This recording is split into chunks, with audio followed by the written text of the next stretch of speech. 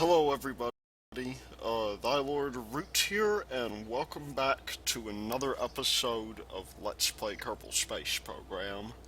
So, I've got a bit of something different to do today. You may have heard me talking about Voyager, in the last episode, how, it was just confirmed that Voyager's in interstellar space is, opposed to the Delta Quadrant.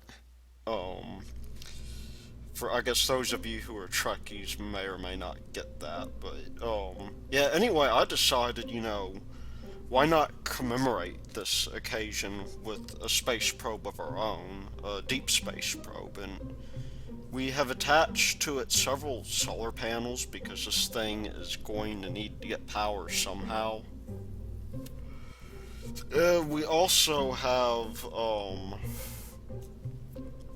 we also happen to have here an ion engine attached to it with enough fuel for maybe 4 kilometers per second at delta V, an RTG, just in case the inevitable goes wrong, and we also have ourselves a little, bus vehicle attached to our Turin core and several solid rocket boosters. So I'm going to go ahead and get this thing onto the launch pad. We'll launch here in a bit, but I'll tell y'all why I have solid rocket boosters on there. And the reason for it is because of the fact that even though this vehicle is only like 3.5 tons, um, and it can, in fact,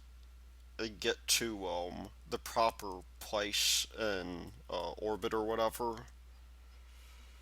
or not into orbit, I guess, but it can achieve Kerbal space velocity. Kerbal being the sign. Without the SRBs, it turns out that you know that ion engine takes a really long time, and I've been able to cut it down to 15 minutes or so. But that's still, a very long time in order to be,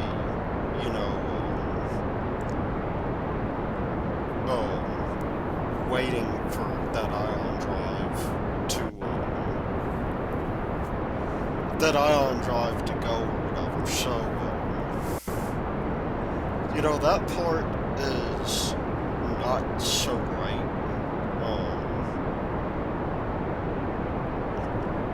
We'll just kick up the velocity here just a little bit so we, keep on parity here or whatever. But, the idea is that, we want to get this rocket onto as high of a ballistic trajectory as we can, because that means ultimately that our delta V needed to get into orbit is, or into our escape trajectory for Kerbin is quite low. Oh man. And I probably should have paid attention there. It's okay, we'll just get this thing back up. It'll cost us a few seconds at delta V, but a few meters per second at delta V, but it's not the best thing we have going on there, but it is what it is. It might hurt us in the long run, but yeah, I mean, we'll get, this thing out of the atmosphere pretty soon. And I thought, it was worth mentioning that, we're doing it this way because we are incidentally going to have one piece of space debris that we're going to have to contend with whenever we're dying. Hey, look at that, though. Like, we're already 20k up into the atmosphere. We have a little bit under half a fuel tank left. I probably could have made this a little bit lighter if I took off the, the probe core. Probably by like a ton or so, and that's something to think about, but I did take off the docking ports off of this thing right here, off of this rocket, and so that'll help just a little bit. So, we're already getting on up here, and I'm just gonna kick this thing off full throttle. We should be at around 600k or so whenever we complete our burn, and or not our burn, but whenever we reach our apoapsis up here. That's about right. So, we're now going to bring this thing out quite substantially. And I believe I went a little bit too far there. I don't want to go too terribly far. I'm going to go about 1400 meters per second or so. Will be enough to get us a fairly good escape velocity, and I'll move this up ahead just a little bit. Let's see, it says 3 days here. 3 days, 8 hours, so, yeah, it will take us a while to get precisely where we want to. But on the flip side,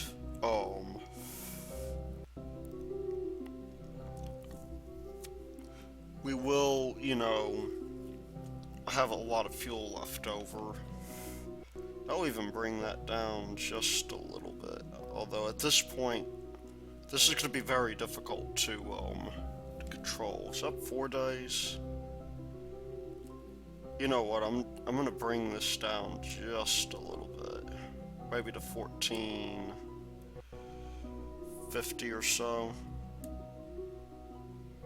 Just so that we don't have to wait so long.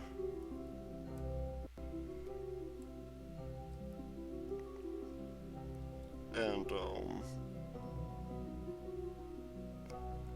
that will be good enough for us, I think. So our escape is going to be at, 1 day, what is it, 14 hours or so, which is not a bad little deal. I think, we're burning prograde, so we want to go to the right here.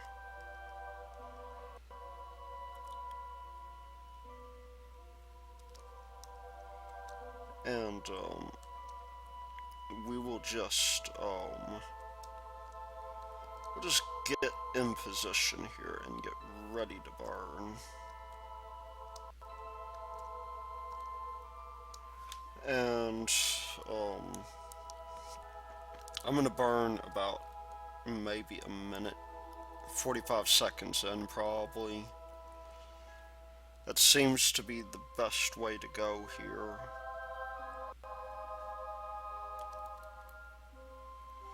So let's make sure we're in position. And when this thing hits 45, we'll stage and begin burning. So, yeah, that's a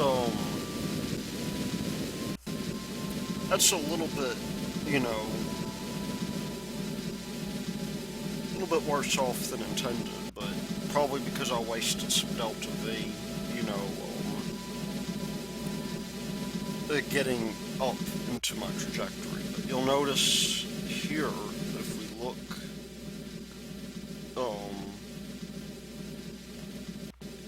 here, we will extend our,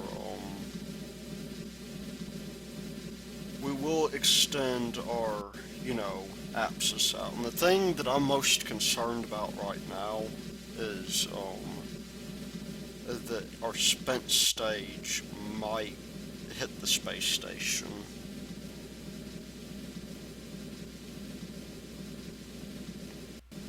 And I guess the main way of telling that is when we get this, you know, this orbit down the way we want it to. We'll just, yeah, we'll just do that. Um, I'll switch over to, um, I'll switch over to this other stage here. Let's see. What is it? The Explorer 1 probe. Yeah, let's just switch to that real quick. And, while this thing is on its happy way out, I'll set this as a target. We are in fact not going to run into it, so that is good news for us. We could stop worrying about that, I suppose. You can see we have the moon there, and we will go ahead and watch this thing, you know, plummet to the ground. And we'll get ourselves out into the out into interstellar space. So the next thing we want to do is we're going to zoom on out. We're going to hit our periapts here, or not our periapts, our Apple apps, and we will just we'll add a maneuver in there, and we want to extend this thing on out to where we get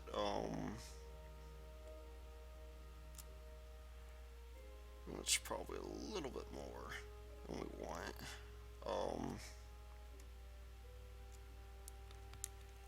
You know, we're going to extend this thing on out until we get to about 4K, and I'm doing this largely because I don't want the burn to take forever. Now, you might ask, you know, how is this thing going to take forever? And the answer is that we're only going to be able to get like maybe 1800 meters per second of delta V out of this, you know, booster stage that we have attached to our probe. And then we are going to have to after that, you know, bring our or use our ion engines, which will take about an hour of in-game time. Now, fortunately for us, like, we have physical time acceleration we can use while the engines are up. And I'm just going to go ahead, I'm going to deploy our instruments. You can see we have a bunch of I suppose, solar arrays on there, but we also have a low gain antenna, and then we have this high gain antenna in the front.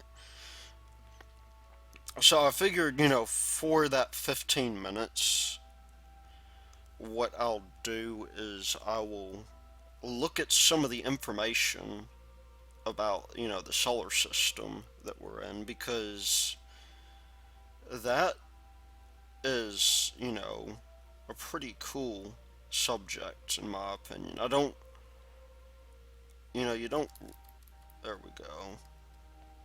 You don't really realize that, you know, there's actually pretty good documentation on the solar system in this game until you look at it. And so, we will just wait until we get near our burn point. I'm gonna wait about until we're about an hour behind. And then we are going to do, our long burn with the ion engine. And so, we'll just wait for this to come down. Just a little bit. And we don't have to be perfect on this, of course. But let's make sure that we're oriented correctly while we have the chance to make that correction. And I am going to start our burn here in a bit. And so we'll get to see that, of course. In fact, I might do it just a couple of seconds in to that 1 hour mark. Just because this sort of thing is a little bit difficult to predict. But you'll notice we're going to have this stage run out of fuel. And then what we're going to do is we're going to use the ion engine the rest of the way in physics warp. And so that's going to be taken care of very shortly. And the over-Earth effect should help us here a little bit. Probably not by as much as we'd like it to, but I'm hoping we'll get down to 22,000 or so, somewhere around there. There we go. Or 2,200 rather. 22,000 is quite a bit. So we're just going to start that burn. It says we have 56 minutes left. And, I want to,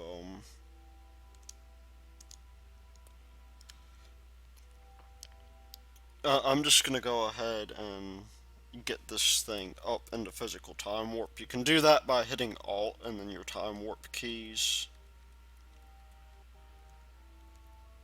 And that will get us up into physical time warp. And I guess in the meantime, I'm going to start, looking at the information for some of these planets. So, or I guess planetary bodies, rather. So,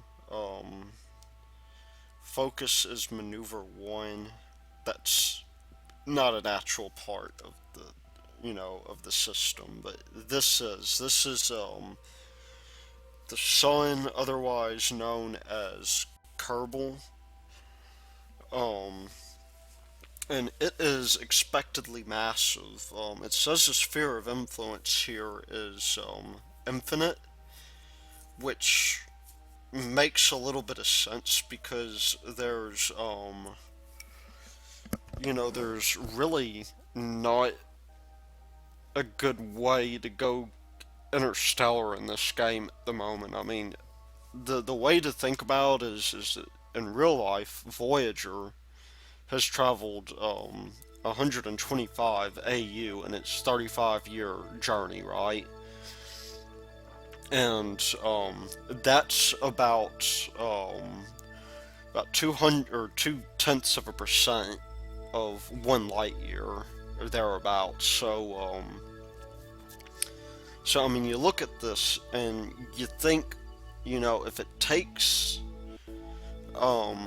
35 years to travel 0.2% of a light year, you can imagine how long it might take Voyager, if we had aimed it correctly, to encounter maybe like Proxima Centauri, which is like some 4 light years out. It would take forever. You kind of run into that same issue here. We could see, of course, that the sun is very massive, and I think just for comparison, so the Earth, for instance, is on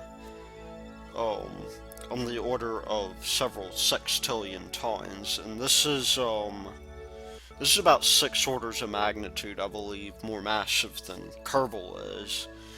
This is,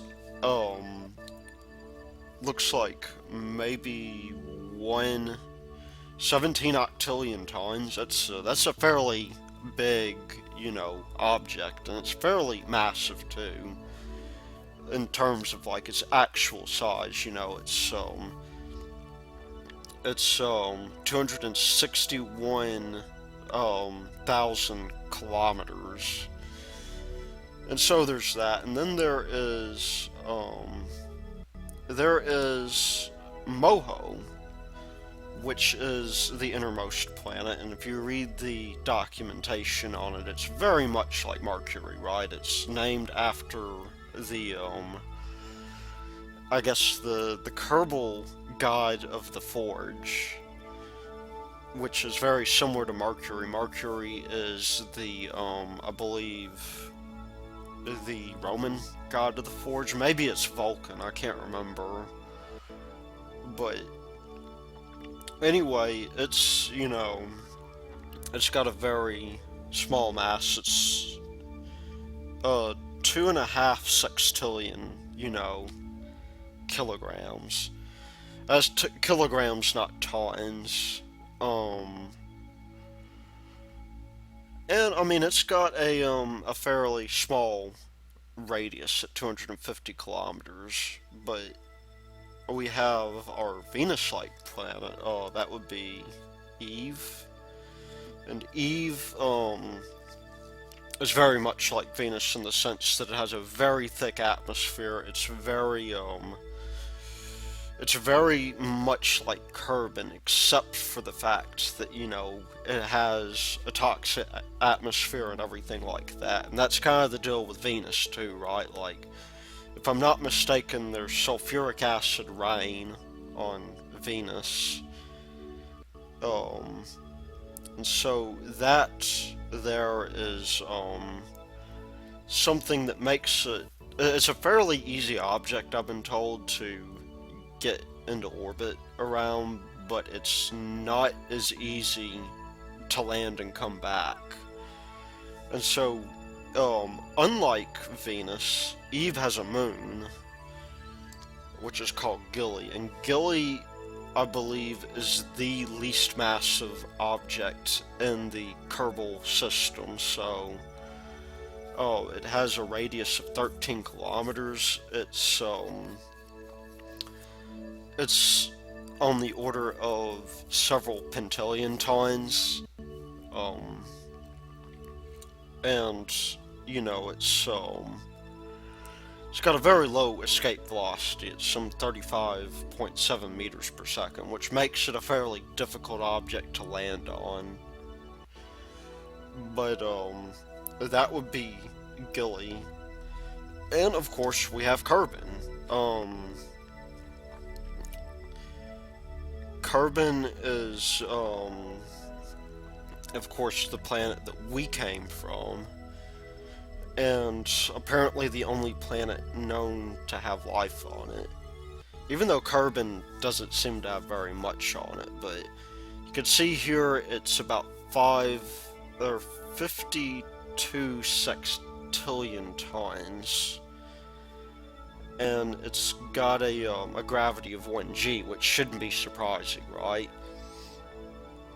And so the deal with this is that you'll notice by looking at these planets that the Kerbin and all the other planets, for that matter, and all the other planetary bodies are considerably dense for their size. I mean, it's Kerbin has a radius of 600 kilometers compared, to the Earth's radius of, I believe it's somewhere like, 4,000 or 5,000 kilometers off the top of my head. I believe the Earth's diameter is like some 8,000 miles or something like that. And that conversion is a little bit tricky to make in my head, but Anyway, it's considerably more dense than the Earth is, and unlike the Earth, Kerbin has two moons. We've already been to one of them, which is, of course, the moon. Um, and the moon is the moon is one of the easier targets for us to get to. Um, and of course, apparently the moon's discovery happened in in recent memory, which is a little bit amusing if you ask me. But there is also Minmus, which is a secondary moon that's a little bit farther out, and that's something we could try to do one day. Is we could try to hit Minmus up. Um, but it is a little bit harder to see. It's a little bit harder to get to, but it takes less delta V once you get there to get onto the surface and off. And Minmus is pretty cool for that regard. Um, Minmus, of course, is a whole lot less massive as well. Um, Interesting little fact about like the Earth Moon system is that technically you could say that there is a second moon around Earth. It's an object, I believe, called Krenia. And that's an Irish name. Um, Kind of an interesting object for or name for a moon, but Krenia, I don't believe has a stable orbit around Earth. I believe that at some point it's going to depart back into solar orbit. So it may not be proper to call it a moon in that sense, but it is a natural satellite currently in orbit of Earth. Uh, and so there's Duna. This is your Mars-like planet, of course. That makes for a really interesting target as well. And Duna has it has a moon of its own, sort of unlike Mars. Mars has two moons, but Duna only has one. And at any rate, it's Mars has Phobos and Deimos. Now, at some point, I believe we're going to get an encounter with Jewel come up pretty soon. So I'm going to look for that. But here is the next planet in the system called Dres. Dres is very much like Ceres, and Ceres was one of the objects. Yeah, see, there's the encounter right there that we would have encountered with Jewel in like a year or so, a travel. That's good to keep in mind. We could possibly encounter Jewel at some point with the same stack, but so anyway, Dres is your basic, Ceres-like object, and along with Eris and another object whose name escapes me at the moment. I think it's like Urdu. Like the former or the latter two are Kuiper Belt objects where Pluto is located. And you might remember a few years ago, this started not really that big of a stink in the scientific community. I mean, there was the guy who launched a New Horizons probe to Pluto that was fairly adamant about it not being reduced down to a dwarf planet. But the realization is that there are a ton of objects in our solar system that could count as planets, and so Ceres traditionally was not considered a planet. it was,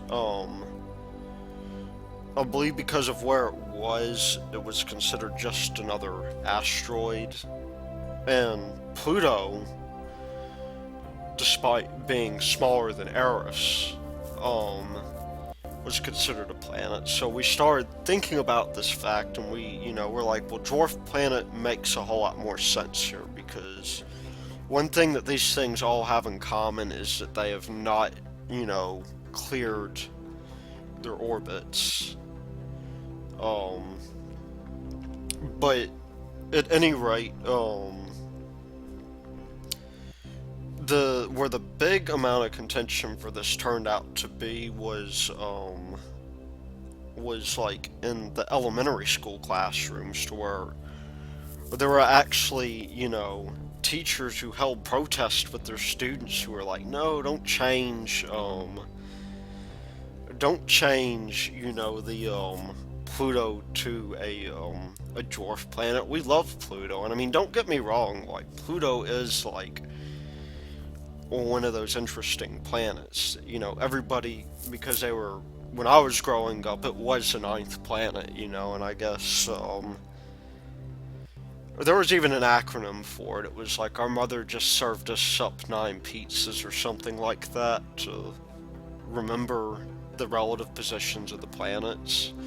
It doesn't always work, because, as you'll see in a moment, it had a weird resonance that somehow, occasionally it puts it as the 8th planet. But, with that having been said, I need to be careful here.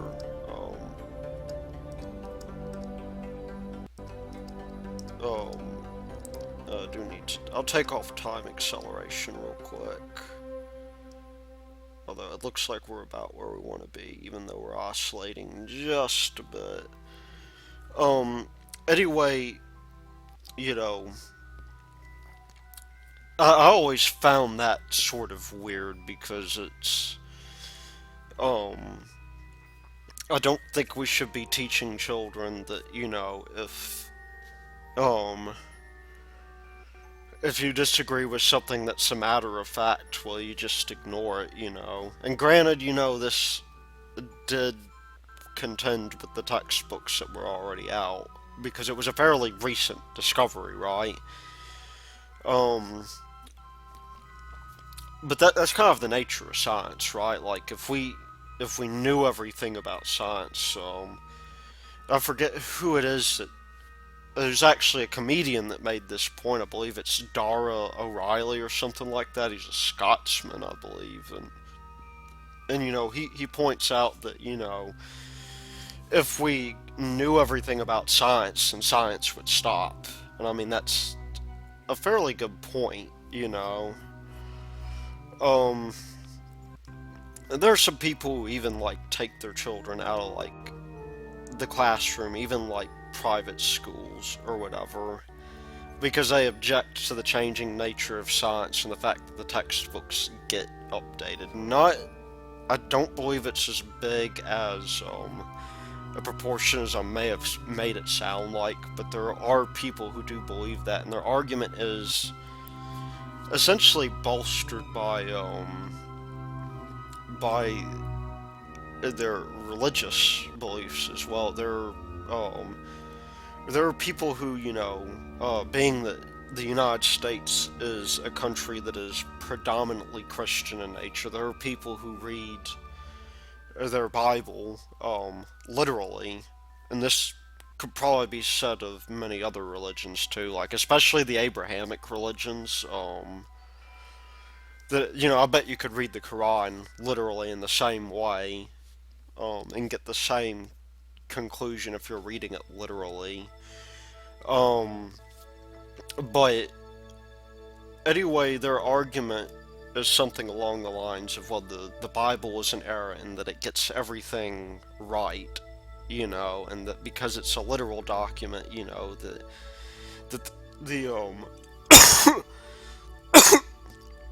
that the foolish scientists, are constantly changing their minds or whatever, and they decide they, want to pull their children out of the schools and homeschool them, which I guess is fine. I mean, it's certainly their legal right to do it, but one of the things I was going to say, and we do have to watch our velocity pretty soon, but I was going to say that I don't quite agree with that if you don't have like a background in teaching. If you have a background in teaching and know about pedagogy and know the psychology, because I mean, teaching majors are usually pursuing the hardest degree that I've seen possible in undergrad, because not only do they have to learn their preferred subject, they have to learn about learning too. But I was going to say that if you know about teaching, then I guess that's fine. Otherwise, I think you're kind of putting your children at a disadvantage when you do that. Anyway, I guess we're about to run out of burn time on here, so I'm just going to, talk a little bit about Jewel. Jewel, of course, is our Jupiter-like planet that, you see the description fairly well here. And there's Lathe, which I believe is a little bit like Titan. It has an atmosphere, and it's a potential place to even land. It's very Earth-like. There's Vol, I'm not quite sure what that is. There's Tylo, which I believe is more or less like Io. It's a volcanic moon. There's Bop, which I believe is on the order of the size of Gilly. And looks like we've already got Escape. We'll just wait for this to go down.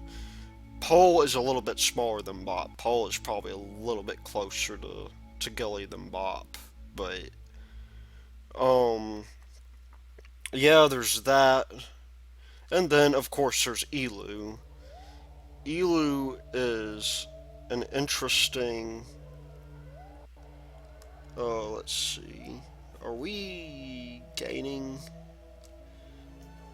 I can't really tell there. Yeah, we're gaining velocity. So yeah, I think this is good enough for us.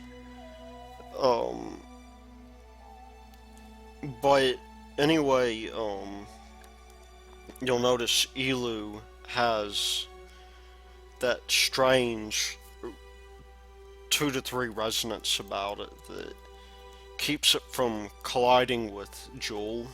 That's pretty cool, that it has that. I believe Pluto and Uranus have the same configuration. Yeah, you could see here,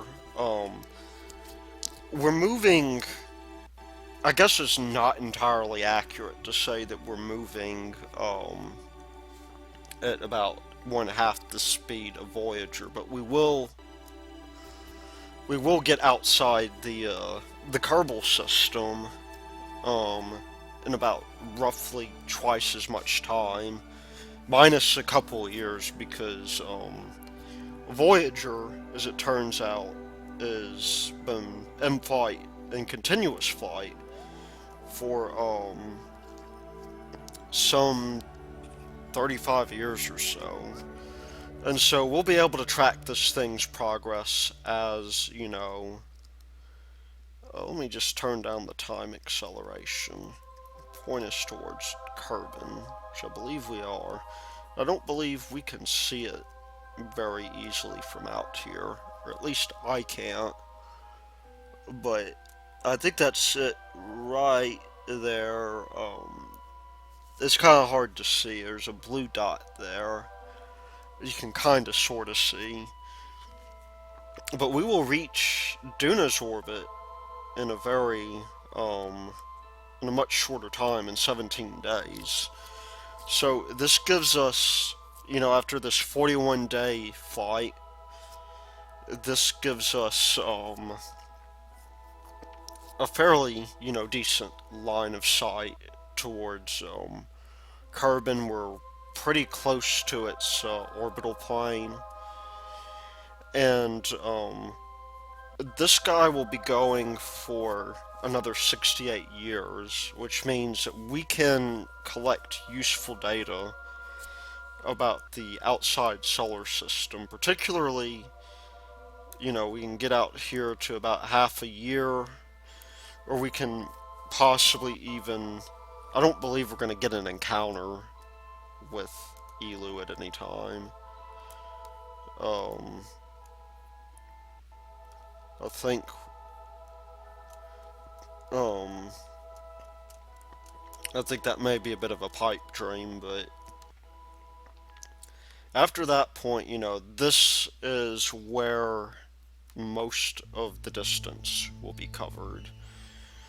And so, just to give you an idea, we have a surface velocity with respect to the sun of over 207,000 meters or kilometers per second. No, it's meters per second. And so we're now on a good escape velocity here. So anyway, I'm just going to let us admire our probe once more. And then I guess the next time might do something like a space plane or something. I've been working on one. I've just been having trouble getting it into orbit. Planes or something that I've never been good at designing. But it does seem fairly stable for a atmospheric craft, so we'll have to try that out. Anyway, I will see you all later, and enjoy yourselves.